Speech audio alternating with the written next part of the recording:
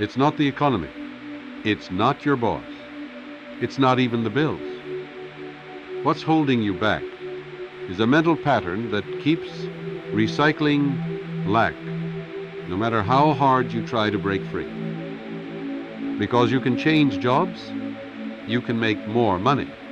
You can even win the lottery and still feel broke inside. Why? Because the problem is never just what's in your bank account. The problem is what's been running in your subconscious account. The invisible script, the emotional blueprint, the old belief that says, there's never enough, I'm always behind, it's too hard for me.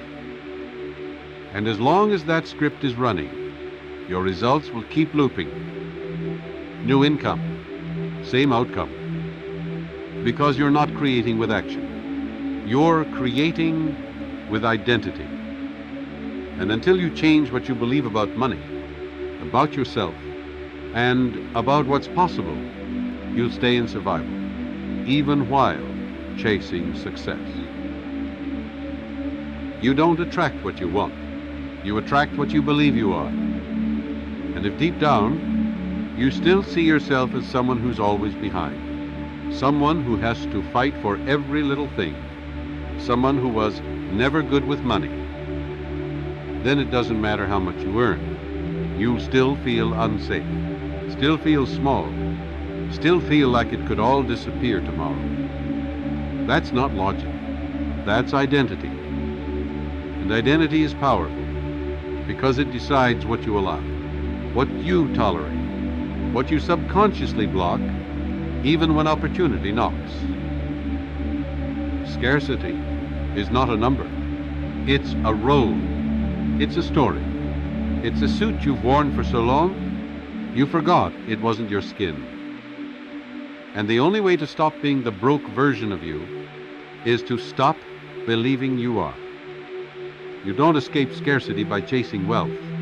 You escape by deleting the script that says you're not enough. Have you ever caught yourself messing things up right when they started going right? Pushing the opportunity away, delaying the decision, spending the money before it multiplies? That's not bad luck.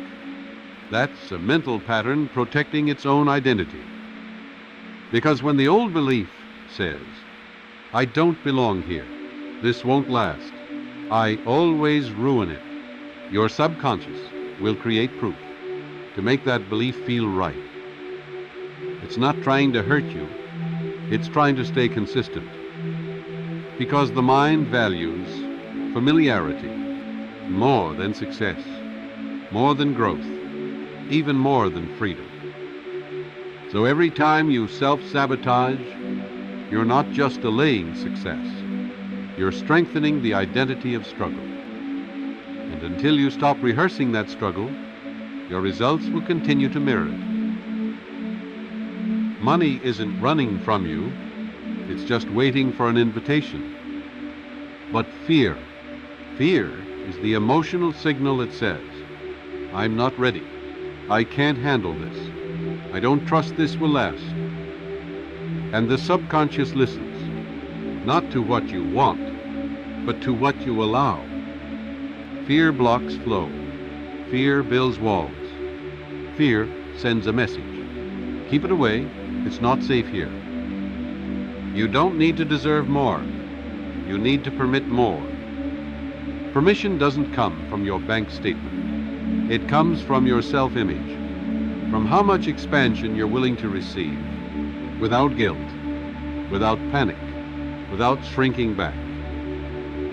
Because money responds to space, to energy, to belief.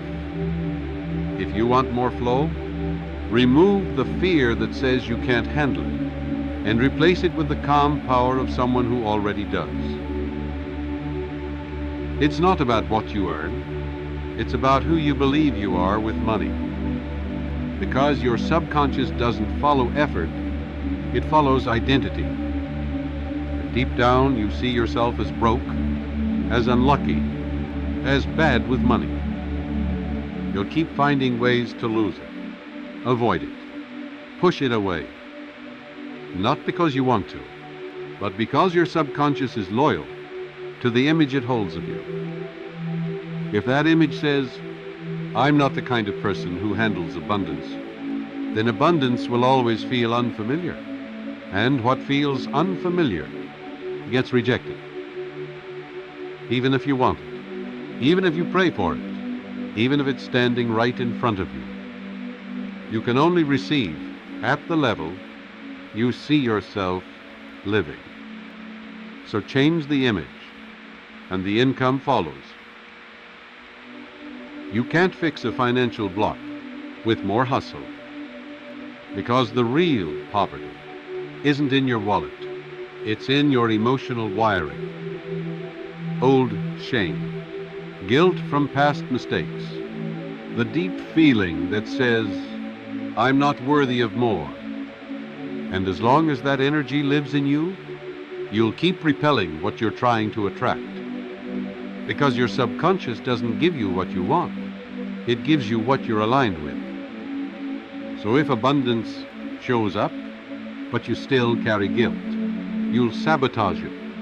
If it starts to grow, but you still feel unworthy, you'll shrink. The block isn't outside. It's the pain you haven't healed. The one that says, if I receive too much, something bad will happen. If I win, someone else will lose. If I succeed, I'll be judged. Heal that, and you free the flow. You can't fix a financial block with more hustle, because the real poverty isn't in your wallet. It's in your emotional wiring. Old shame, guilt from past mistakes, the deep feeling that says, I'm not worthy of more. And as long as that energy lives in you, you'll keep repelling what you're trying to attract. Because your subconscious doesn't give you what you want. It gives you what you're aligned with. So if abundance shows up, but you still carry guilt, you'll sabotage it. If it starts to grow, but you still feel unworthy, you'll shrink. The block isn't outside. It's the pain you haven't healed. The one that says, if I receive too much, something bad will happen. If I win, someone else will lose. If I succeed, I'll be judged. Heal that, and you free the flow. You didn't become limited overnight. You became limited through repetition. The same thoughts, the same emotions, the same stories, played on loop until your mind accepted them as truth. And now, to change your reality, you need to change the code. Not once, not when you feel like it, but daily, emotionally, intentionally. Because repetition is how the subconscious learns, and repetition with emotion is how transformation sticks. You trained yourself to believe in lack. Now train yourself to believe in overflow. Repeat abundance until it feels more normal than struggle.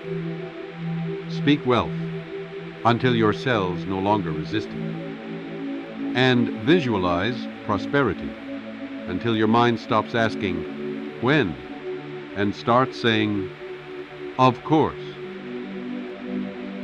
Desire is loud, but expectation is quiet. And the universe doesn't follow volume. It follows vibration. You can want wealth. You can visualize success. You can even write affirmations every morning.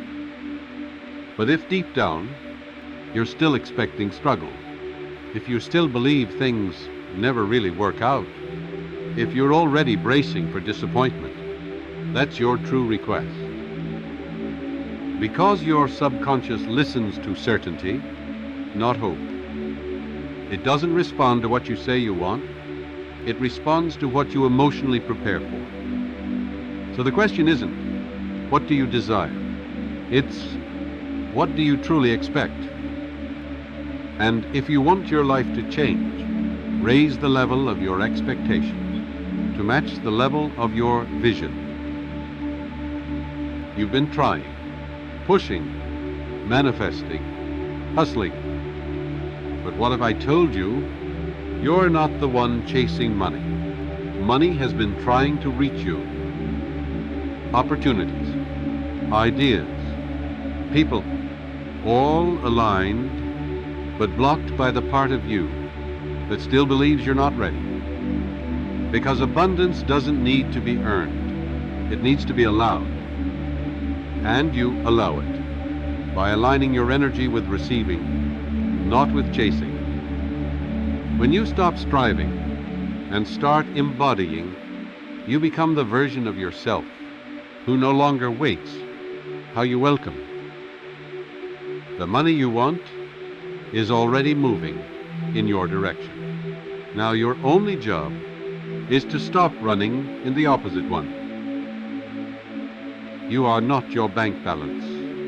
You are not your past. You are not the pattern that raised you.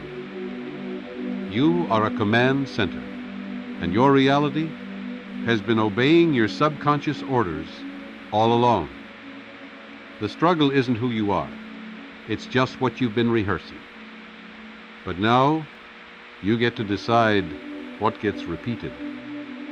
You get to rewire the thoughts, reframe the beliefs, reset the vibration, and rebuild the pattern from lack to overflow. The life you want is not something you chase. It's something you become. So today, speak differently, expect differently, feel differently. Because the moment you stop feeding the old pattern, you stop living its consequences.